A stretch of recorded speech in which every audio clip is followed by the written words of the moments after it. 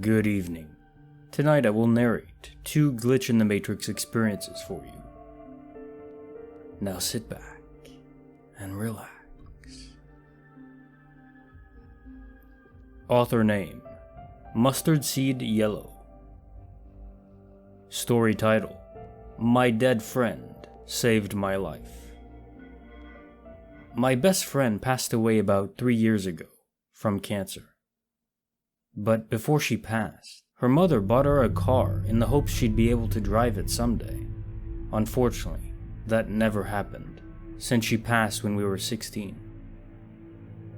So her mom has been driving the car for the past few years, and I had mentioned to her in passing that I needed a car to drive. She happened to be in the process of getting another car, and sold this one to me.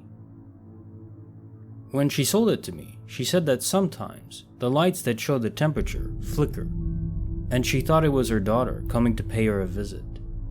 Personally, I just thought it was a short, because the car is 20 years old. That is until the other night, when my mom and I were coming back from taking my cousin home. The overhead lights, the ones that come on when you open the door, started to flash. There were 2 lights next to each other, and the way it flashed felt like Morse code. My mom slowed down while we figured out what was going on, and then just up ahead there was a box truck stopped horizontal in the road, and had we been going much faster, we would have hit it. My mom was able to brake in time, and we realized what happened. My friend was warning us. Also, shortly after, I noticed the odometer read 1494.94.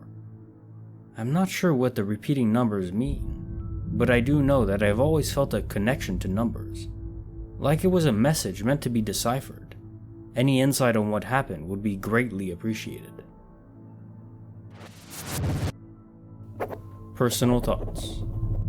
This does appear like she has a guardian angel. Perhaps it is her friend, giving her small messages that could save her life. My question then is she tethered to the car? Can she not leave the car's vicinity? If ghosts do exist, I really wonder what the rules are. You have to have unfinished business, and you're connected to a certain environment or object. The car would make sense, since she never got to drive it. I'm sure she really wanted to. It's sad, but perhaps she did save a life after all, just not her own. Story 2. Author name: DeafWord69666. Story title: A simple but strong glitch in the Matrix. So 2 years earlier, I was collecting those bouncing little balls. I don't know what they're called in English. One day I was home alone in my room, playing with one of those balls, and suddenly, when I bounced it so hard, it vanished after hitting my desk with no trace of a hit or whatever.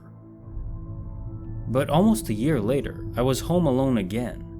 My mom and my brother came back from shopping, and they ring the door so that I'll come and help them. I went to take my sandals. They were under a bookshelf. I crouched and, surprise, the ball hit my head and fell on the ground. It was the same one that I lost before, a year ago.